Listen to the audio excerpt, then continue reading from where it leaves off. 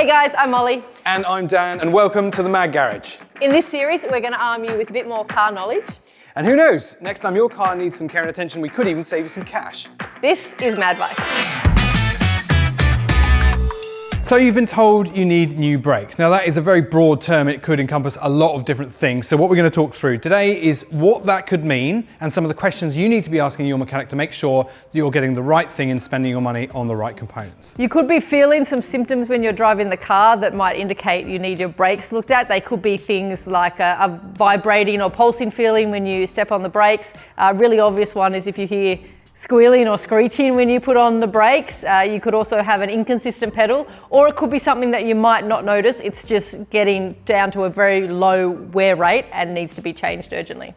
Yeah, that's a good point you make. It might actually feel completely normal. Like a braking system will normally feel entirely like fine and not drop off in performance right up to the point where there's a really serious problem. So if you're being told you need new brakes, more often than not, you really do. You might not just know there's any symptoms leading to that.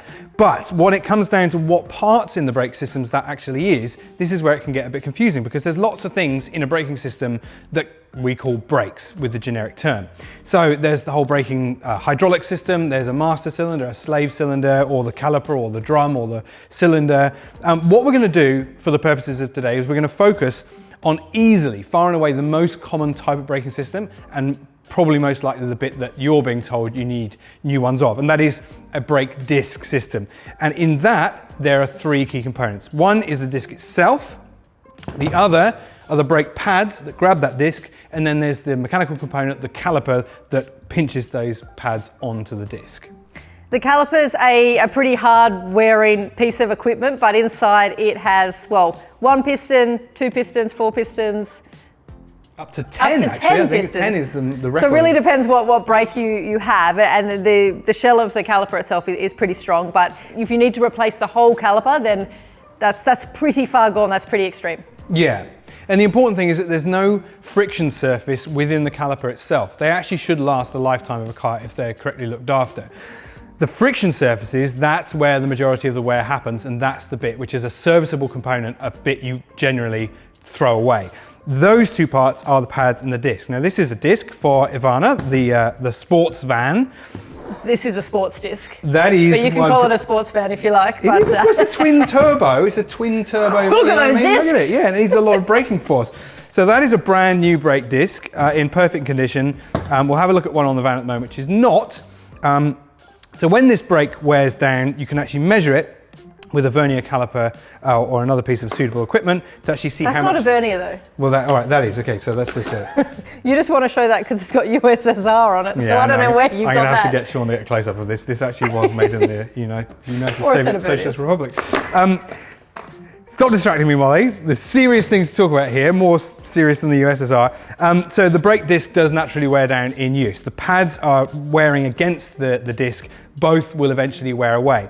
Depending on the brand of the vehicle, the disc can wear faster or slower than the pad. It depends. A lot of BMWs have very black wheels when you see them on the road because the pad wears down very quickly. They've got soft pads and soft discs on BMWs, whereas others, the discs last a much, much longer time. So that's the disc. This is from Fabio, the rally car. So it's worn down quite a few. You can see sort of the original height. That's taken a lot of meat off that, so this disc is no good, but it's also got a groove around the middle, and it's when you run your fingers over it, it's like Bondi Beach. It's very wavy. On a bad day.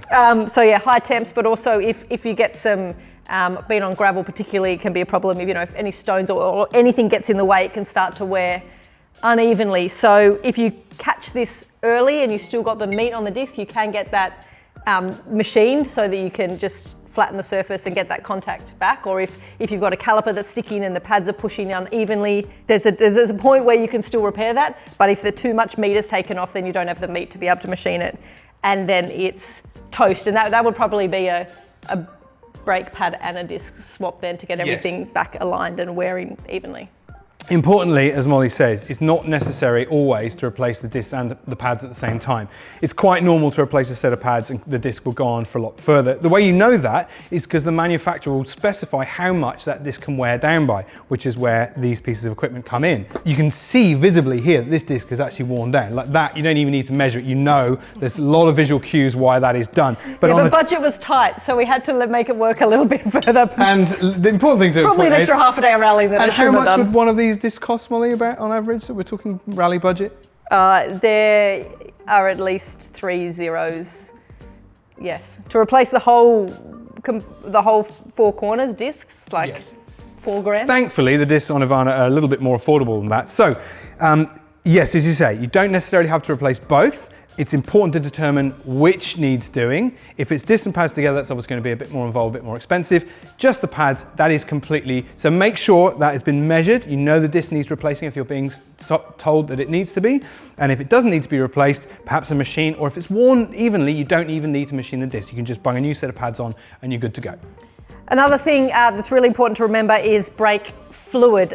This needs to be changed at certain intervals as well, because if there's any air or water that gets into the system, that can corrode and cause a whole lot of dramas. So you want to make sure you've got really fresh, high quality, of course, brake fluid. This is the one we use in Fabio. We've got another really high quality one here, but there will be a manufacturer recommendation for the brake fluid for your vehicle. But that's something that you also want to make sure is done.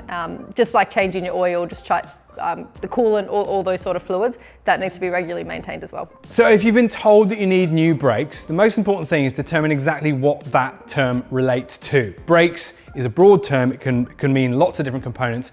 Find out which bits and then actually determine whether they have been correctly measured to tell you whether that bit is the bit that's in question. It could be a really, really big job if everything needs replacing. More often than not, it's actually just pads and discs, or even just pads. But remember, the brakes are an incredibly important component, so this is one area that you want to make sure you're doing the right job on.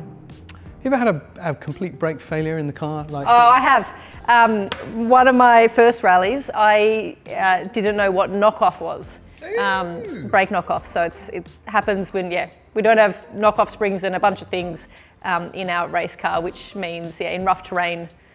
Anyway, basically it means if you don't top the pad up, if you watch supercars and you see sometimes they're going down Conrod and they're just tapping the brake pedal as they go down Conrod, that's to get rid of the knockoff. One of my first rallies, I didn't know what that was, and I went to brake and the brake went all the way to the floor, went off, hit a bank. Now I always tap the pedal after a long straight or a rough section. I remember trying to diagnose a problem in a car, which I knew there was a fairly high likelihood that the brakes were going to fail. But even when you're expecting it to happen, it is the worst feeling in the world. Oh yeah. It's just horrible, even though you're prepared. Yes, I've had it a couple of times. You start to work out like what, you can't pull the handbrake, that won't work. Trying to stall the car or switch it off, but then you want anyway. Let's not talk about that. Let's just maintain our brakes. Let's put those ghosts to bed, shall we? Yeah, look after your brakes, make sure they're all well maintained, and hopefully that will never happen to you. Braking is the key to going fast. Ooh, how profound. My granddad used to tell me never to use the brakes, but I think he crashed in every single rally he did, so did not take that advice. Okay. I think we can probably end the video now. Fast in, fast out. You'll make it work one day. If you've got anything else that you would like us to cover, particularly any questions, comments, let us know below. And in the meantime, you could also just subscribe if you wanted. That would be fun, wouldn't it? How much fun is subscription and liking and hitting the bell icon? Because then you get all those really notifications. Yeah, when we've been fabulous once again. You don't want to miss that. You might be waiting a while, but just turn it on in any case.